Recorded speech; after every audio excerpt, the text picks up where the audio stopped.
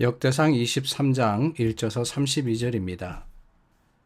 다윗이 나이가 많아 늙음에 아들 솔로몬을 이스라엘 왕으로 삼고 이스라엘 모든 방백과 제사장과 레위 사람을 모았더라. 레위 사람은 30세 이상으로 계수하니 모든 남자의 수가 3만 8천 명인데 그 중에 2만 4천 명은 여호와의 성전의 일을 보살피는 자요 6천 명은 관원과 재판관이요 4천 명은 문지기요 4천 명은 그가 여호와께 찬송을 드리기 위하여 만든 악기로 찬송하는 자들이라. 다윗이 레위의 아들들을 게르손과 그앗과 므라리에 따라 각 반으로 나누었더라. 게르손 자손은 나단과 시므이라. 나단의 아들들은 우두머리 여이엘과 또 세담과 요엘 세 사람이요.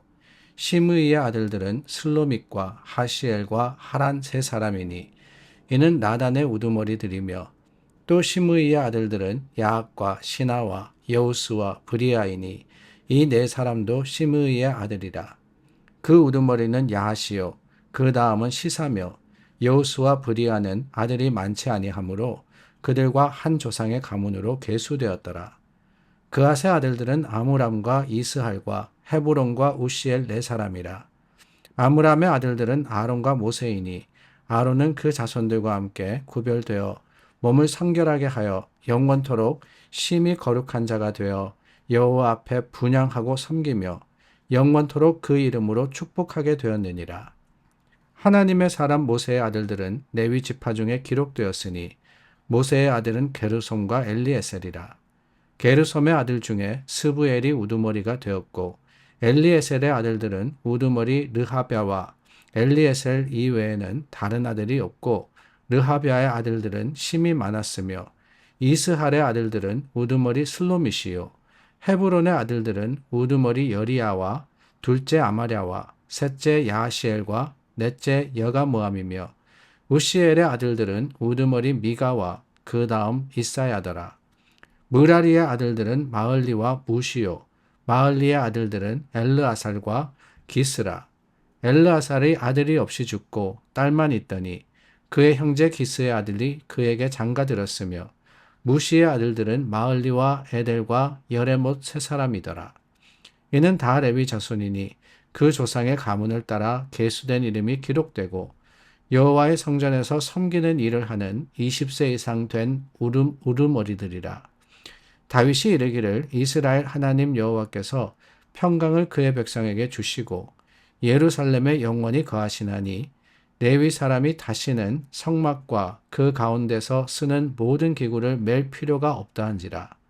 다윗의 유언대로 레위 자손이 20세 이상으로 계수되었으니 그 직분은 아론의 자손을 도와 여호와의 성전과 뜰과 골방에서 섬기고 또 모든 성물을 정결하게 하는 일, 곧 하나님의 성전에서 섬기는 일과 또 진설병과 고운 가루의 소재물, 곧 무교 전병이나 과자를 굽는 것이나 반죽하는 것이나 또 모든 저울과 자를 맡고 아침과 저녁마다 서서 여호와께 감사하고 찬송하며 또 안식일과 초하루와 절기의 모든 번제를 여호와께 드리되 그가 명령하신 규례에 정한 수요대로 항상 여호와 앞에 드리며 또 회막의 직무와 성소의 직무와 그들의 형제 아론 자손의 직무를 지켜 여호와의 성전에서 수종드는 것이더라.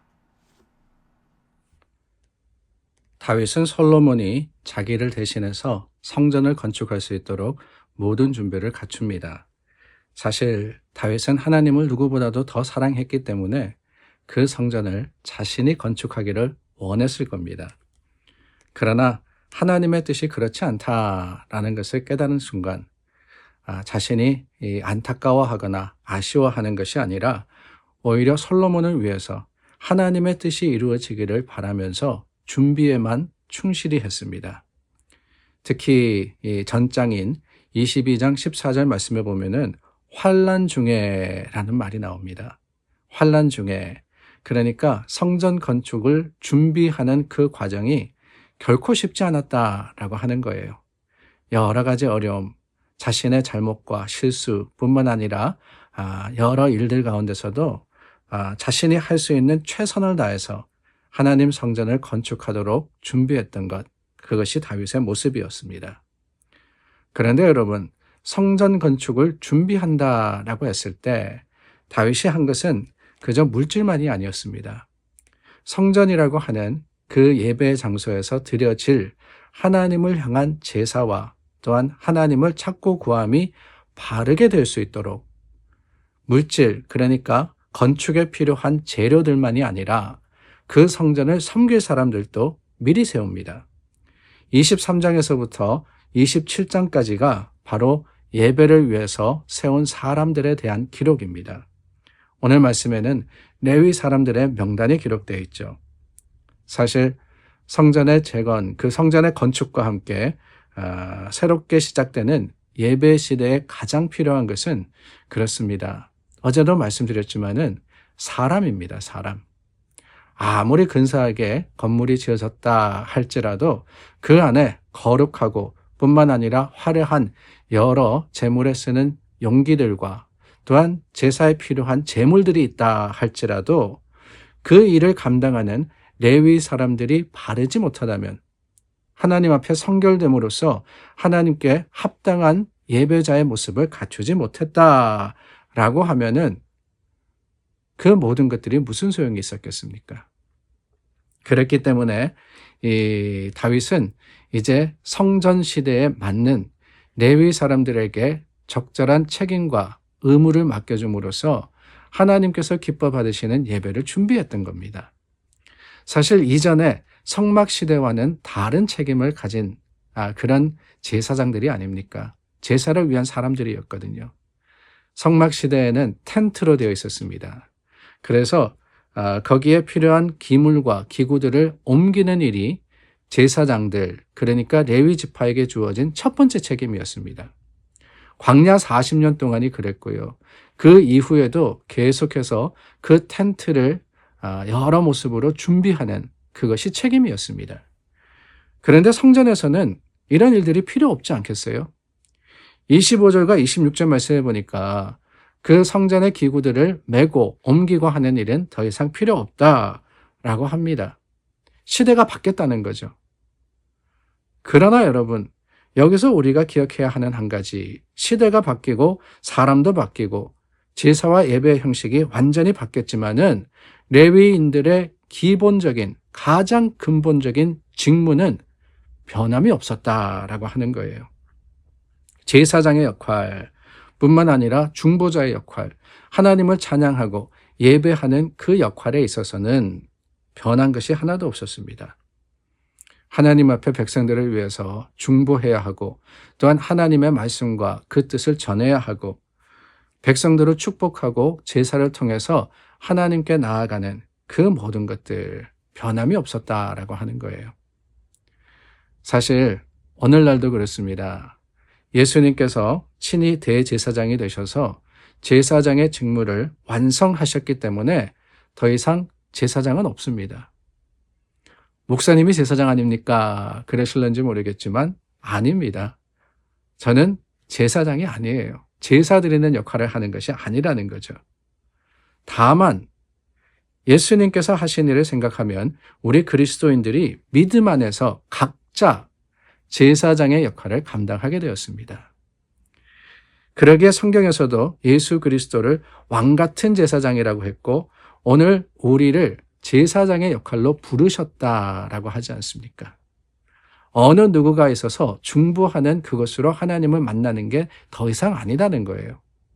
우리가 직접 그래서 성소와 지성소 사이에 그 휘장이 찢어져 내렸습니다. 하나님께로 나아갈 길을 얻었다라고 하거든요.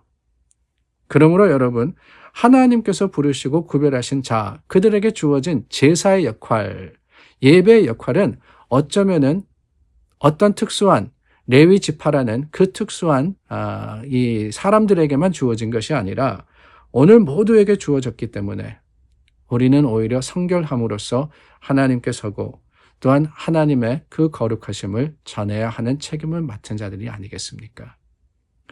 다윗은 많은 수고를 해서 성전 건축을 준비했습니다. 또한 새로운 시대에 하나님을 예배할 자를 마련합니다. 이 모든 것들의 목적이 뭐냐? 참된 예배가 드려지기를 원했기 때문인 거예요.